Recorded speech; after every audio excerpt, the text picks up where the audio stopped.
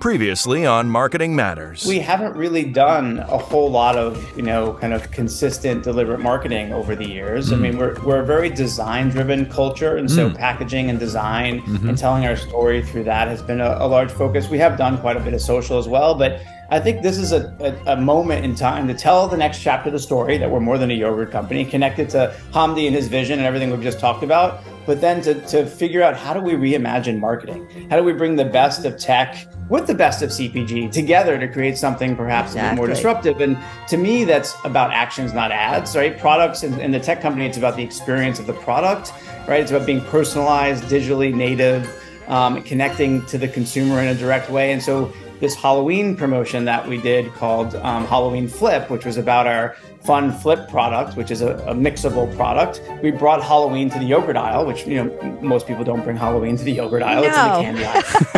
And we created a virtual experience for people to trick or treat, through AR and win some incredible prizes and treats from Chobani. So why can't yogurt be as fun and as relevant as at Halloween?